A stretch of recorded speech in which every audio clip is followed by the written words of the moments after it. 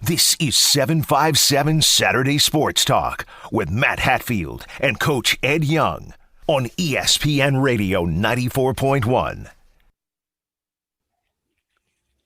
All right, here on 757 Saturday Sports Talk on ESPN Radio 94.1, brought to you by Larry King Law. If you're injured in an accident, you call 757-INJURED for Larry King. We're pleased to be joined with Coach Ed Young. I am Matt Hatfield by a special guest. He is the head football coach of the Cox Falcons in Virginia Beach, annually a playoff contender and one of the best in the Beach and the Hampton Roads area. Our good pal, Bill Stachelski, with us here on ESPN Radio 94.1 as he gets ready for, well, he's a New Englander guy. He's from up in Boston. Ed, he's ready for some February football, high school football version in 2021. How's that sound to you, Coach?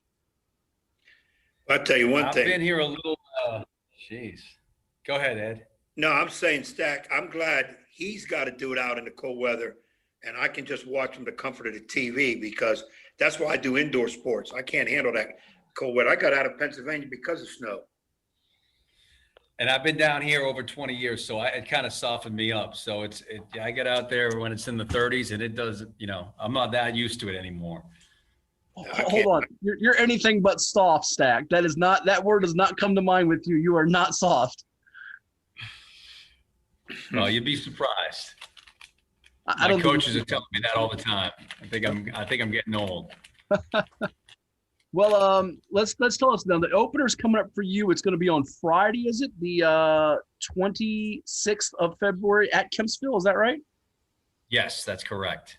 As you watch things unfold, I'm sure seeing the winter sports go, specifically with basketball here as this state championship Saturday, get underway, did that give you some optimism, some hope for how the fall sports and your sport football would be playing this year? Yeah, absolutely. It kind of seemed to get off to a little bit of a slow start. I know our sports teams, basketball in particular, they got sidelined for a while because of some COVID issues, and they only ended up playing a few games. But I was pleased to see that after the Christmas break that the division jumped on it and really made a concerted effort to make this happen. And everything seems to be flowing in the right direction right now. So we're excited about being able to get a half a season in, and we just keep our fingers crossed that everyone stays healthy and everyone does the right thing, and we can get these kids playing football. Well, and before I kick it over to Ed here, let's discuss the strategies and the way you've prepared for this. I mean, it's not a lot of time, your normal traditional off season. I know you did do some of that game academy 7-on-7 work, but that's not shoulder pads, helmet, and real tackle stuff. So how have you adjusted in your staff with the players to prep for this abbreviated campaign? Yeah, it was really it happened quickly. We were meeting a little bit, the coaches, to prepare, but we didn't know when the word was going to come down or if it was going to come down. So once it did, we just took it slow. It was, you kind of have to move fast to prepare your team in less than a month. When you're accustomed to a whole spring of an off season, then a summer of conditioning, and then 2-a-days, and we got to kind of condense it into 3 to 4 short weeks to get prepared for a winter season, which is also, very unusual. But the kids have handled it the best. They've been on time for practice. They show up, they're prepared, and I think all indications when I speak to other coaches, it's kind of the same around. I think these guys have been away from what they love for so long that they are just chomping at the bit to get out there. They're being coachable. You don't have your usual absence issues, although with COVID, our rules I know have become a little bit more lenient in terms of missing practice. But the bottom line is the kids that are there are the guys that are going to play, because safety is a concern too, not just the COVID part of it, but when you get kids out in the field that haven't practiced properly and haven't learned how to tackle or haven't, thought of their pads and done it live, you don't want to send them out in a game setting, of course, because that opens them up to injury. So it's been unique, and it's been somewhat challenging, but it's been fun. Ed? Hey, Stack, how many games are you all going to play? How did that come about?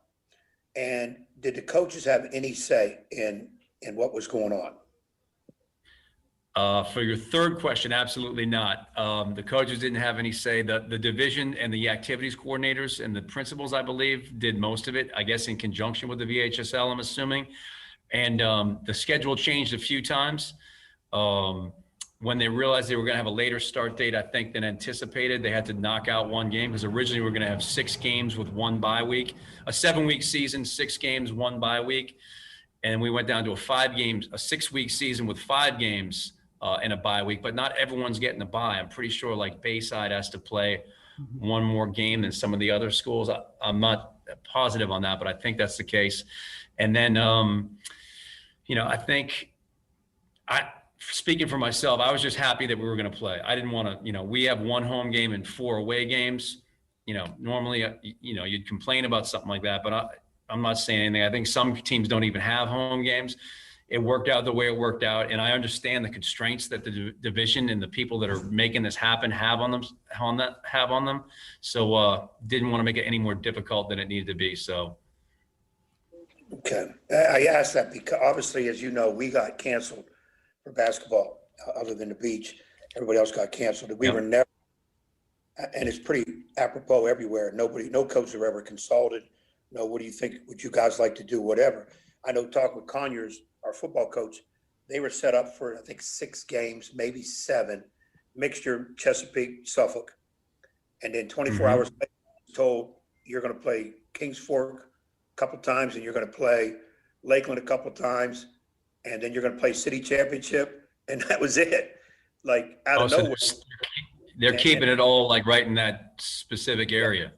Yeah. And see, okay. Before that, the issue was who was not going to play Oscar Smith and who was, because I'm sure there's some people that were like, well, if we don't have to have Oscar Smith on our schedule. So I was wondering with you guys, how do they determine? They just flip coins, whatever, who plays who. You say you're not concerned, I only got 1 home game. I know in the back of your mind you got to be, because come on now, common sense, you can easily sit down and do a schedule and at least give people a couple home games. If you're doing 5, get at least 2 home games. And apparently they didn't put a lot of thought in it. It was just, okay, we got to get games in. And as a coach, I agree. Hey, we're getting at least play. That's fine. But as you sit and look at it, you start wondering, couldn't they have done a little bit more? He's not complaining too much, though, Ed. He's not complaining too much, Coach. Sorry to touch off, but you don't have Ocean Lakes or Salem on the schedule, all right? So that does a little bit of a sigh of relief, right? Well, my thing was not just Salem, Ocean Lakes, but I'm sure there's teams out there don't want to play Cox either. Come on now. I mean, if you had a schedule that has Cox, Salem, Ocean Lakes, I almost don't care who the other games are. That's enough. That's crazy. Yeah. But, and then making the playoffs is twice as hard, too, because I think they cut it from 8 to 4. And you're going to need, close to an undefeated record to make the playoffs. But, obviously winning is a big part of everyone's motivation. But I think this year, I'm not saying it has to take a back seat, but it's an unusual situation. And, we just want to keep the kids healthy and get them out there to get the film that they need for college, to get, my son's a senior. He's not going to be playing in college, but he's been working his rear end off to get this opportunity to be a 2-way starter and go out there and play football. So, this can satisfy a lot of people's needs in many different ways. How about that? Eddie's coaching his son. Another one of the coaches getting a chance to coach the son there in a sport for the last hurrah there. I know he's going to be a little extra hard on that one, I would think. I don't coach his specific position, but when we go home and have dinner, sometimes he has to hear it from me. He's pretty good, though. I would think the wife would step in and take care of that, throw a couple flags as need be, and discipline the coach instead of coach disciplining son/player. We're talking with Bill Stachelski, head football coach of the Cox Falcons, who have been an annual playoff fixture in Class 6 and now Class 5. Our guest here on 757 Saturday Sports Talk on ESPN Radio 94.1. They've been in the postseason every year since 2013 through 2019. That would be 7 straight seasons, no 2020 calendar year, but we're here in the 2020-2021 campaign. It's ESPN Radio 94.1. And, Coach, to go over that schedule that I have in front of me for you guys for this year, I'm looking at the opener at Kempsville to close out February. Then you open up February with the 1 home game against Bayside, at FC, at Kellum, and at Lansdowne on April the 1st. Is that still accurate at the moment, or? Yes. Okay. Yes. I looked at it the other night. So that last game is a Thursday night game, and it's actually the night before spring break, which also brings up another interesting component is playoffs. There's no time to waste. So I believe playoffs start according to the VHSL website anyway, April 7th, which is a Wednesday of spring break. I haven't confirmed that yet, but that's going to be interesting also. Ed? Hey, Stack, what's the protocol, as we've seen everywhere in pro sports, college sports? Somebody gets the COVID, and two ways. Either somebody on your teams can get it. What's the protocol? What happens if you're contacted and said, hey, that game you had last week against Bayside, they had a case of COVID. Now, what kind of protocol do you guys have to face? I'm going to try and answer those questions as best I can.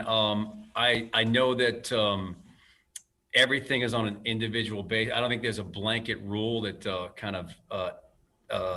pertains to that in general. Because, for example, let's say this football team that was practicing a couple of weeks ago had someone that was at practice, but then a couple of days later tested for positive for COVID. Did that person have symptoms when he was at practice? If the answer is no, I think there's different steps that are taken, as opposed to if that person was actually experiencing symptoms and then came to practice. I don't know exactly. We have students coming back to school too, so that's another issue. Like I'm in my classroom here. When I have students here next week, if someone comes in and it's found that they test positive for COVID, does that mean each of us, teacher included, have to now go on quarantine for 2 weeks according to the school board and their tracking? I don't know the exact answer to that yet, but that's something that we have to consider. I do need to get with my activities coordinator before the season actually starts and figure that out. But I think they have, answers in place for that. I just don't know exactly what they are. Now, in a game, if we're playing someone and we find that someone of our opponents had COVID, I don't know how that works either. So I wish I could answer that a little bit better. But the bottom line is, I tell our players every night before we break, go home, sterilize your equipment, bleach wipes, wash your pants, wash your shoulder pads, anything you can wipe down, have your parents wash your uniforms if possible, wash your hands. If you're feeling sick, don't come in. Our trainers are screening them before they come to practice, taking their temperature, asking them those relative questions. The other benefit that we have with football is we're an outside sport. Like you said, basketball's inside. You would think it's maybe more likely that someone's going to get contract COVID while they're indoors than outdoors. I don't know the research on that, but it seems logical. So I think that's something that football has going for them as well. It's a lot easier to space outside as well. When we do our conditioning drills, when we do our stretching, we're all more than 6 feet apart. We try not to huddle. If we have to, we'll group up, but we don't actually huddle. So we're trying to do our best to prevent any of that from happening. And so far, it's been 4 weeks since we got back to conditioning, second week of practice, and nothing real serious to report. So. Okay. Let's get to some key players for your coach. Beginning on the offensive side of the ball, you got a quarterback in Dylan Hauser and a running back in Corey Hunter, both of whom are already committed to Christopher Newport University. Tell us about them and the rest of the offensive components for your squad. Yeah, I think you're right in the idea that the offense starts with those guys. We've been very fortunate with our quarterback situation dating back to 2008 between, Tommy McKee and Derek DiNardo and Cole Johnson and Tavion Robinson and AJ Smith. These guys have all been college level players, and the offense basically runs through them because it's kind of a thinking man's offense, running the option and whatnot. Corey's a third year or pretty much a third year starter at F.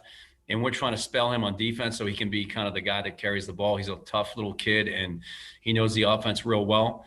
On the outside, we have a couple good receivers with Mick Manning and Zaire Lawrence, who are both returning wide receivers. And then we have some really good athletes in the slot. We got a nice player from FC. His name's Jordan Cooper. He's only a sophomore, but he's fast as lightning. Kind of reminds me of Leno Lester a little bit. And he'll be playing the slot, so he can catch screens. He can run jet sweep. He can, he can be the pitch guy on option. And on the other side of him is Dom Wilson, who had a Navy Academy offer. That didn't quite pan out, but he's got offers from the Citadel, and he's talking with JMU right now. So Dom's also a third-year starter as well. A little inexperienced on the offensive line, but we're hoping that our Hall of Fame coach, Alan Faneca, is going to fix that. He's working with a lot of young guys right now, and he's got a work cut out for him, but we're making slow progress. And if we can get the O-line together, I think we got a skill group behind them that can do a little bit of damage. That's our next objective, Ed, is to get Alan Faneca on the program, the Hall of Famer from the Pittsburgh Steelers offensive guard. That's not a bad guy to help tutelage, giving the tutelage to those youngsters there in the trenches. He's been nice to learn from. Absolutely. He's taught me a lot. I know that. And we're putting that in Stack's hands that he will get us Faneca with zero cost involved, fairly easy, and we don't have to use no agent. Yeah, we just had to let the hype die down a little bit. You know, it's only been about a week, so I'm sure we'll be able to work that out. I'll talk to him today at practice. And for those who don't know, you also had for a while, I don't know if he was an assistant coach per se, but you had Austin Smith, son of Hall of Famer Bruce Smith, working out with some of your guys at times. And you've been blessed in a lot of ways having some guys like that who've had some success on Sundays. Absolutely. It's, two Hall of Famers that helped coach. You know, Bruce would come. He didn't spend a lot of time on offensive days, but he was there on defensive days, both for his son's junior and senior year. So put a lot of time in, and he was another great guy. And when he showed up to practice one day with Thurman Thomas, we were going through a walk through getting ready for Tallwood, I believe, and he showed up with Thurman Thomas. I was like, wow, this is special. So yeah, it's amazing. We've been blessed to have those guys as part of the program. That's not too bad. And we should see if we can set up Faneca and Bruce Smith just have a little one-on-one battle just for 5 minutes. I know they can go full 60 minutes back in their day. That'd be neat to see. Back in the day, it would have been good. Right now, I'm not sure we want to see that. Well, as we move over to the defense, and Ed can jump in here too. I know you don't have listed. I believe he's already enrolling early at Virginia Tech. Isi Atute, one of our favorite players from a year ago, or as Ed always likes to say, easy for you to say. He was a playmaker for you, but you've got some other veteran guys that will hopefully pick up the slack and fill in for him, right? Yeah, we do. EC was an outstanding outside backer and tight end.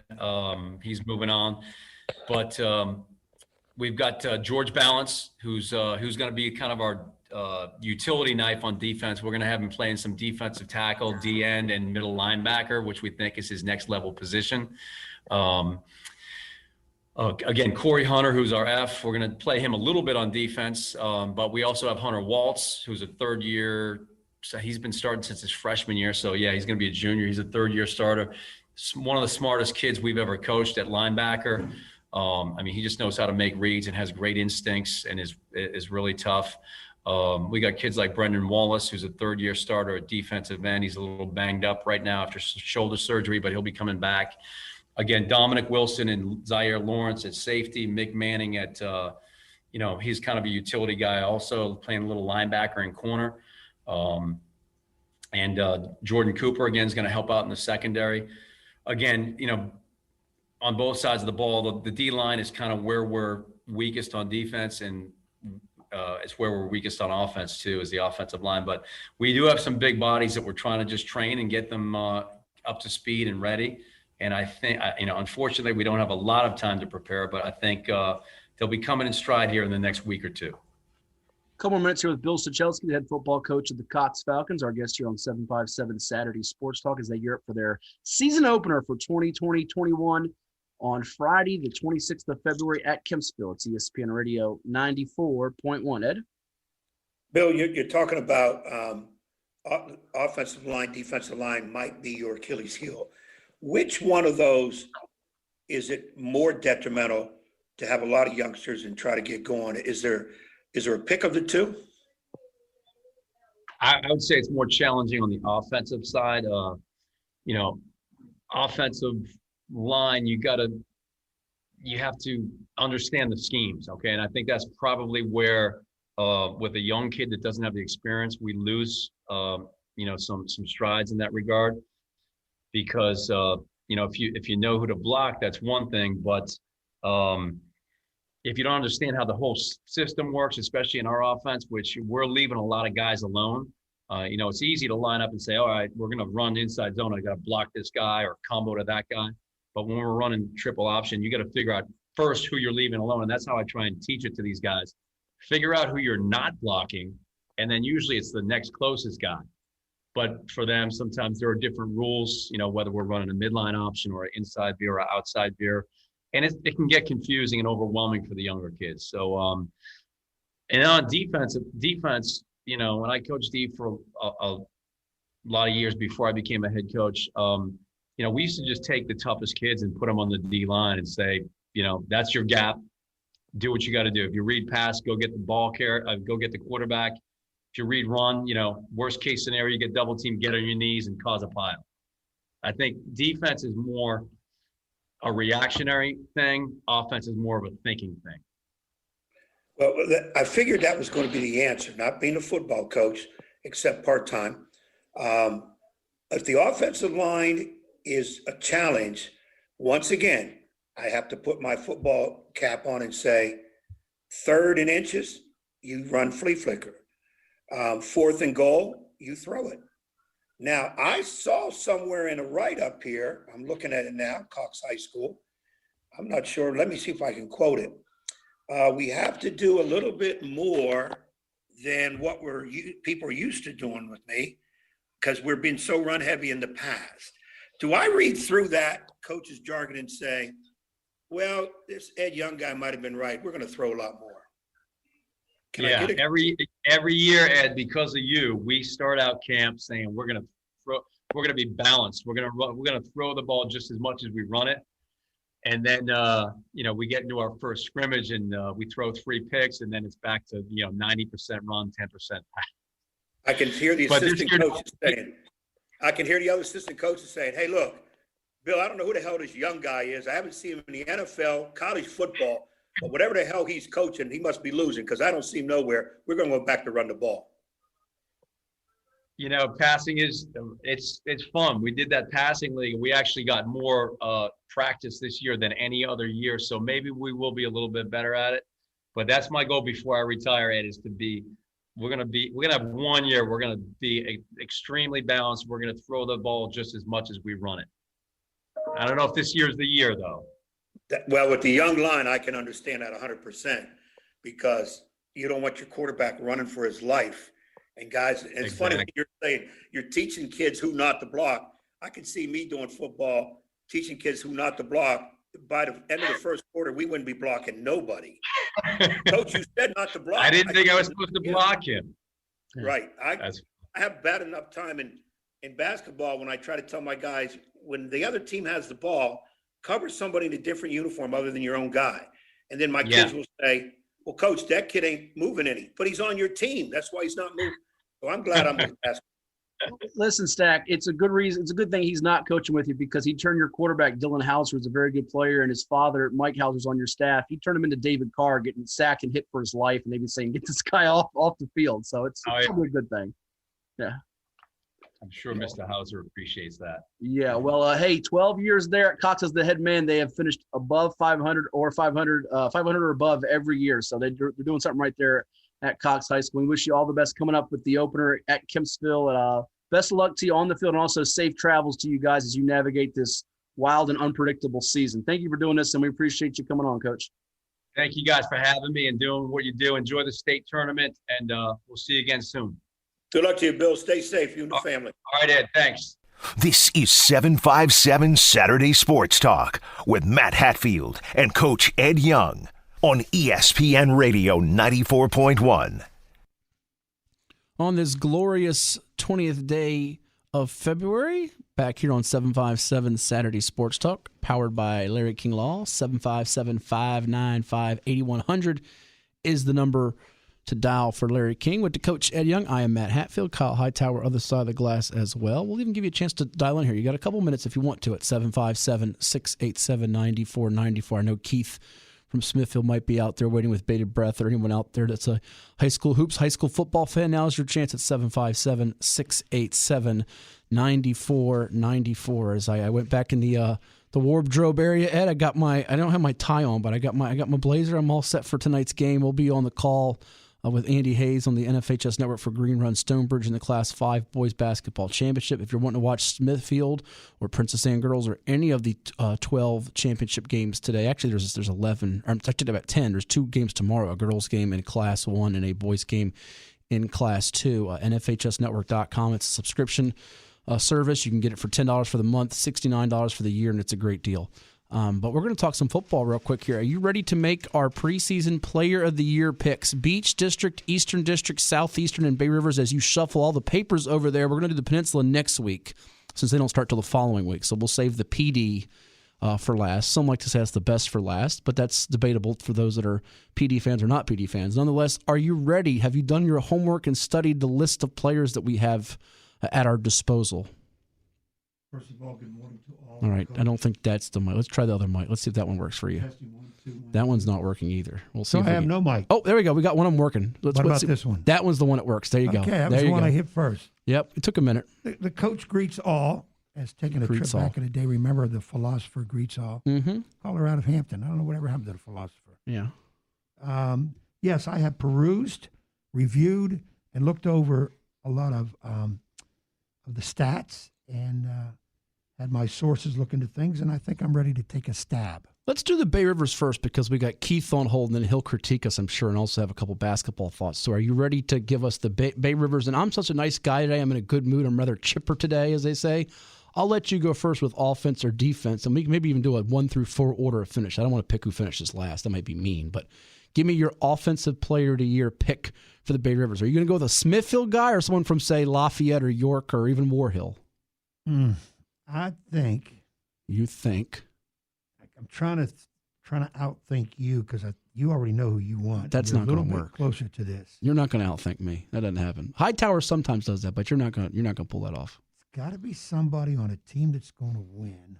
Well, that's generally how it works. Yeah, it's going to win a lot, which is going to be Lafayette as my pick to win the Bay River. Remember, they've been winning it every year except last year. York with our man Doug Pereira. Yeah, Doug Pereira, Blue Smoke a.k.a. guy. Blue Smoke, knocked him off. Blue Smoke. I think Lafayette comes back this year. I'm putting York second. Uh-oh. Coastin third. Smithfield fourth. There's my top 4. What is your top 4? Run it by me again. Lafayette, York, Pocosin, Smithfield. York, because you just snubbed. War Hill. You did, and I think it's going to be Lafayette, York, War Hill. Sorry, Keith, they got a new coach. I like him, and I like Chris Gundy. I'm going to go Pocosin 4. But I won't be surprised if Smithfield's 4. So go ahead. I took out Warfield. You took out Smithfield. Warfield. War Hill. All right. I don't know who Warfield is, but okay. Who's your offensive player here? You're wasting time here. Give Chop. me Hanson, a quarterback at Lafayette. Luke Hanson. He's going to UVA for baseball, right? Baseball. Yeah. Well, you can still sling it in football, too. Okay, good deal. Now, I'm going to go offensive player here since you took him. I'm going to take a Packer. Chris Gundy. He's a speedster, 1,400-plus yards last year. He's going to the Naval Academy. I'm not sure how many games they're going to win, but I think he's going to put up big numbers, and they might be the 2 teams that I don't have going high in their districts, but are going to be fun to watch, Smithfield and Norview in the Eastern District, who you talked with Coach Ian Rapinick last week. They could have some 30, 40-point games, and he's going to put up stats. So give me Chris Gundy, and you'll go Hanson. So I go first for defense, and I'm taking him off the board. Lafayette linebacker Mike Green, the UVA signee. He came on with us on the old 757 at 6 days. He was a tremendous guest. That's my guy, and I'm sticking to it. So you're stuck with somebody else. Since I snubbed War Hill as a group, let me take Luke Holmes as an individual, the linebacker for War Hill. Older brother played at Richmond. All right, there you go. We'll finish with the Beach, Eastern, Southeastern in a bit, but the phone lines are open at 757-687-9494 here on 757 Saturday Sports Talk, talking high school football, high school hoops, college sports, anything else with you. And here is Keith in Fairmont. Good morning, Keith. How you like our picks? Man, the pick's a little bit wrong Ed's side. A little bit wrong on Ed's side, and he picked Smithfield. I didn't. Nice job, Okay, Keith. First of all, good morning. Educate me, Keith. Where'd I mess up? Lafayette 1, Smithfield 2. Ooh. Well, see, I didn't have him in the top 4, Keith, so I snubbed you Keith, worse. I had him in the rankings. Hatfield didn't. You're yelling at me. Keith likes me better than you. That's all that matters. So. Today's a big day for me. I put a lot of signs up today. I put a whole bunch of signs up today. In your yard or where? Where'd you put signs up? In the house. I got Packers, everything up in here, signs up. And I think the key to the game for us tonight, just slow them guys down, man. Slow John Hanlon down. Well, you got to keep Dimitri Gardner. We have our keys to victory, which you can read on VirginiaPreps.com there, Keith. Shameless plug by the publisher here. Our keys to the game, and I'm with you. They got to really hound Dimitri Gardner, neutralize Meach, as we call him. Board work's going to be pivotal, as Coach Porter said the other night when they beat Eastern View. They got to rebound well, create points off turnovers, and then I think Hanley's going to really try to hammer them on the glass, and Smithfield does not have really anybody over 6'2" in the lineup, but they play well together. They're scrappy. It's going to be a tall task in Winchester to pull that one out. Oh, I ain't know John Henry height. What the height size? Well, Gardner's 6'5", but they also got a young man named Stephen Daly in the post. I think he's being recruited by a number of schools for football. JMU might be one of them, and he's a defensive end. So they got a couple guys that I wouldn't say are massive, but are just bigger than Smithfield. So they're going to have to do it with grit and toughness and moxie to beat them and have their guards really get up in them and get Gardner off his game. That's the key. If they can keep Gardner, who averages right around 25 and 10, he averaged 22.5 a game last year. If they can cut his numbers in half or make him have to work extra hard for those points, they can pull it out. And they got to shoot free throws better in the fourth quarter. Hey, John, man, because we can bring it home. I think we're gonna bring it home tonight. I'm going with Smithfield. I think speed. They just don't make a lot of early mistakes, so they don't get down. It's first time playing for the state championship. Hanley's been there in the past, so it's a toss-up that way. Of course, it's on the road, too. It'd be nice if it was at Smithfield, but, hey, it's just what you got to do. But I'm going Smithfield. I'm putting my Packers, too. And other thing, the victims, Green Run, and I think they're going to pull it tonight, too. Yeah, trying to make it back-to-back. They'd be the first to do it in Class 5, which we know it's, abbreviated. People will say asterisk, but it'd be a special season. They're winning by more than 30 points per game, and as Ed can attest to, we talked about it earlier in the show, they are a real dominant group, and 5 seniors. I know it's a special group for Coach Kenneth Harris. And we got one more team, too, the Princess Anne Girls, which I think is, that's almost, you can engrave the trophy now, right? I hate to be mean to Patrick Henry Roanoke, but I'd be shocked out of my mind if they lost. I tell you what, if they lose today, I will shave my head.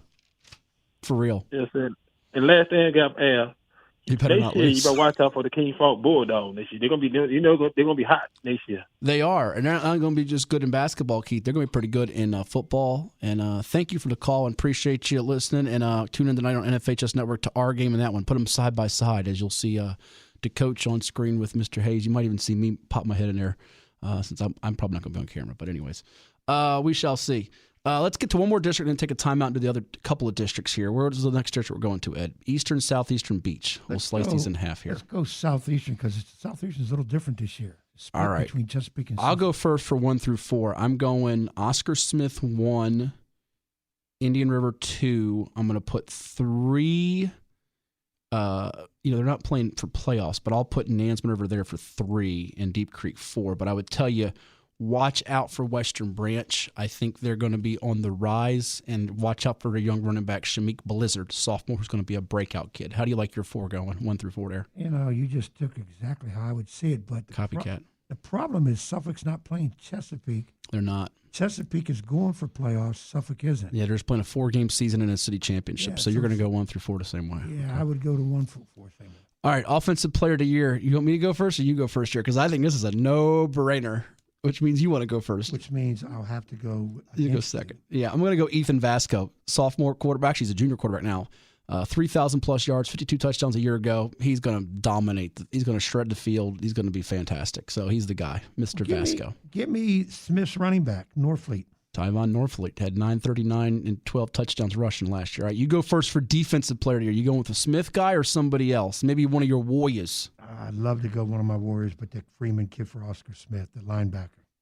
Yeah, Peyton Payne's a good choice as a 4-year starter. I love Peyton Payne. Yes. Cole Williams pretty good. But since you're going to go with Freeman, I'm going to go with the junior Sherrod Koval, and they got a number of guys. And I don't want to sleep on Indian River here, because Tyler Allison, freshman quarterback who got offered by Maryland this week, hasn't played a single varsity game yet. He's the real deal. And watch out for Deep Creek receiver Jalen Jones. He might have the best hands in the area. He catches everything thrown his way. He's really, really good for Coach Twine over there at Deep Creek. We'll take a timeout and come back with the Beach and Eastern District football picks on this Saturday in February on ESPN Radio 94.1. This is 757 Saturday Sports Talk with Matt Hatfield and Coach Ed Young on ESPN Radio 94.1. 757 Saturday Sports Talk as we finish up here on this 20th day of February, the year 2021, with the coach Ed Young. I am Matt Hatfield, Kyle Hightower, keeping us afloat on the other side of the glass, pushing the buttons, turning the knobs. And this episode, as always, brought to you by Larry King Law, 757-INJURED for Larry King. All right, we did our picks. If you missed them earlier for the Bay Rivers and the Southeastern District, too bad, so sad. No, you actually get a chance to catch it on the podcast page on ESPNradio941.com later. We'll do the Peninsula next week. But now we'll finish up with the Eastern and the Beach. And any final thoughts as we sign off, Ed? We're going to go with the Eastern here first, and you get the first selection for offense, defense, or just order of finish here, 1 through 4. I'm what do you go got? Offense. Offense first. And we're going to make somebody mad, either Lake Taylor or Maury, the two reigning state champs in Norfolk. And they're very, very high-energy folks over there. We love all of them. So hopefully they don't get mad at us and throw any objects. Please don't throw any sharp objects. And if you do, I'm going to duck, and hopefully they hit you, not me. So Probably. Yeah, that's what you do. Yes. You always run for cover. I'm a good ducker. All right. Maury quarterback, Eric Gibson. Is your offensive player of the year. Offensive player of the year. Even though he lost all those weapons with Lambert and Granger and Yes. Peel, he had a big year last year. He had some great receivers, but I think this kid figures it out, and I think they'll get some more weapons. Went from not winning a game at Granby 2 years ago to winning every game last season for Doreen McCain's Commodore. Since you took Gibson, and I am really torn between Rodney Hammond of Booker T. Washington, the Pitt signee. I think the only thing that hurts him is I don't know how good their team's going to be. New coach and Stone Robertson. I hear their numbers are a little bit on the low side. I'm going to go with Jeff Foster, the other quarterback from Lake Taylor. He runs that twin veer for Hank Sawyer. He's played in back-to-back state finals. He's going to play some defensive back. I think he'll just be a great field general and leader. And he's had some good ones with Delman Williams and Shaheem Johnson and others at that spot. And they're known for their running backs. But without Malik Newton, I think Foster ups his game. And he's got good receivers with Darius Spate and Pierre Royster back to boot. So give me Foster, you take Gibson. And then for Defensive Player of the Year, this is a tough call. There's some good candidates. Royster from Lake Taylor, Caleb Gallup at Churchland's a breakout kid. We know about his older brother Kenny being good. I think it probably comes down to Dejon Evans at Maury and Donovan Everett, the Navy commit for Northview. Give me Dejon Evans. I think he's one of the more underrated, unheralded kids in the state. 97 tackles last year. He blocked 4 kicks. He had 4 defensive touchdowns. He sacked the ball. He sacked guys. He recovered fumbles. Give me Dejon Day Evans for the Commodores, who I think will have to lean a little more on their defense and their guys in the trenches this season without those flashy skill guys that were just absolutely dazzling last year. I like the Everett kid from Norby, but he's going to get double-teamed a lot. Slight vote Royster, Lake Taylor over Everett. Kind of playing that rover spot for Hank Sawyer. All right, there you go. And 1 through 4. Have fun. Who's 1, who's 2 between Lake Taylor and Maury? I have no problem picking. Really? I'm going Lake Taylor, Maury. Ooh. Norview, Norcom. All right, I'll go Maury 1, Lake Taylor 2. I think it's a case, too, where Maury gets them early, but Lake Taylor could be hitting her stride a little bit, slightly better for Division 4 than Maury Division 5 when we get to the playoffs. 3, I will go with Churchland and Norview 4. I think you snubbed Dontrell Leonard's Truckers. Shame, shame, shame on you. They're going to probably win the Battle of Portsmouth, and I should have them third. Bad job by you. Now they're going to be, I think, even better next season in the fall. All right, Beach 1 through 4. Have fun with the Beach 1 through 4 because that's like flipping a coin. My gosh. Offensive Player of the Year, I'll go first here for this one. It's tough. I'm going to go with Ocean Lake's running back Carlton Winston. The Lansdowne transfer is going to Campbell. I think he'll have a great year. But man, oh man, you're not going to go wrong with any of those quarterbacks in the Beach from Cox, Salem, PA, or those big-time skill guys at PA and Green Run. Boy, yeah, I was going to go with Winston too, but you took him. I'm going to go with the wide receiver, the young kid at Princess Anne, Chapman. Tyshawn Chapman. He's going to UNC next year. He is a really good one. Got to get him the ball. Defensive Player of the Year, you go first for this. And there's some good ones at Salem with Zamarion Harrell and Isaiah Henderson, who came on with us. Going to Air Force was a great guest for us. And then you got those 2 devastating pass rushers, 1 for Ocean Lakes going to Pitt, and 1 playing in a state basketball championship tonight for Green Run. Who you got? Yeah, I like George Wilson a lot of Green Run, but I think Quan Brown from Ocean Lakes step over. What can Brown do for you? You know, I'm a big fan of George Wilson. He's going to the Seminoles. Something tells me that Salem defense is going to be rock solid, and those 2 guys will cancel each other out. And they're both very, very good. So I guess there by process of elimination, I'm going with George Wilson there to be the Defensive Player of the Year. And you pick it at 1 through 4. Have fun with that in the Beach because the 7th place team can beat the 1st. And I'm going to tell you right now, with the schedules, I really have no earthly. I think there's a little bit of a gap once you get past the top 7, though. Well, it's easier to go backwards than forwards, by the way. Yeah, no. If I have no disrespect, to FC Kempsville. So. I'm going to go Ocean Lakes. All right. Salem. Ooh. Oh, brother. Oh, brother. 3 and 4. Have at it. Jesus. Cox Lansdowne. Oh, my God. Bayside. Where are you? You let PA and Green Run out, who have the most prospects. And Green, right. All right, here I agree with Ocean Lakes 1. I'm going to go Cox 2 on this premise. I don't think they're the second best team. They might only be the 5th or 6th best team. But with their schedule, as you heard earlier with Coach Stack, I don't see them losing a game. So I think they'll get the 1 seed in Region 5A, which will have Maury and Indian River up in arms. So let me put Cox 2 from that standpoint. 3 and 4, it's splitting hairs. I'm going to go PA 3, and then I'm looking at Green Run and Salem. I know Lansdowne and Bayside are sitting there, as is Tallwood, who's my sleeper with Gunnar White for Coach John Keppel. They're all saying, what about us? You can beat the top 3. You very well can. So this is just really, a guesstimation here. I'm going to go with the 4 spot, though. I got to go just on the rep. Salem going undefeated last year. If I had come out top 4, I'd be a fool, I think. So I'm going to put Salem 4. And by the way, their first 2 games, Salem has PA Green Run. You talk about must-win games early. You lose 2 in this thing, you could be out of playoffs. They're only taking 4. Easy So you talk about some monumental games next week. There are some monumental games the first couple of weeks that will have a lot of playoff implications as we get rolling here in the high school football season that will take us to May the 1st when they crown a state champion in this wild and wacky, unpredictable 2020-2021 school year for athletics and everything that's been shaken out with COVID. We got a couple minutes left. You ready for the trip to Ashburn to see the not the Washington football team, who are not that far off away, but we're going to see some high school. What do you mean, thank God? I'm not a Washington football fan. What do you mean? There's a lot of them in the area. You don't want to go see Taylor Heineke? And I'm not blasting on him. Who's staying there, by the way? The ODU great. He's staying there. Yeah, he did a nice job for him last year. He'll be the number 2 guy. He ain't going to be the number 1 guy. He'll be the number 2 guy. Rewarded with a new contract? He did. He'll be the number 2 guy, not the number 1 guy. Yeah, he's not number 1. And we're going to get Alan Fanek on the show soon, by the way, the Hall of Famer, Pittsburgh Steelers. He supposedly has told Coach Stack he's agreed to come on with us. So that's nice to know. We don't know what day, but we'll keep you posted as we get set for all that. So there you have it. A lot of action tonight. You didn't make your picks. I guess you're just going to be a fraidy cat for the basketball, not make any picks. Watch this. You're going to get all 3 locals? You don't have time to do all 12 divisions or all 12 games. Okay. PA girls is already over. Yeah, you said that earlier. You don't even have to even go. Green Run. Yeah, and you said Smithfield. And I'm going to go Smithfield. So you're going with a sweep. I'm going to sweep the locals. Unfortunately, I think 2 out of 3. I don't see. It'd be great for Smithfield. I just don't see them winning that game. It'd be neat if we got a sweep, though. So there you have it. That will conclude this episode. Oh, by the way, let's do one more pick here. You got Virginia at Duke tonight. Who you like, Kyle? You like Duke or the Cavaliers? We'll go with UVA. I think so, too. I don't trust this Duke team. But they're playing better without Johnson now. And make it a sweep, 3 in a row. Duke is not Duke. It's UVA. Monarchs will bounce back today, too. I think they get themselves a split with Alabama Birmingham. That'll do it for 757 Saturday Sports Talk. For all the guests like Coach Stack at Cox, as well as Devontae Carter of Norfolk State fam. For Kyle Hightower and the Coach Ed Young, I'm Matt Hatfield. We'll do it again next week on the final Saturday of February 2021 right here on your home for sports. You know it's ESPN Radio 94.1.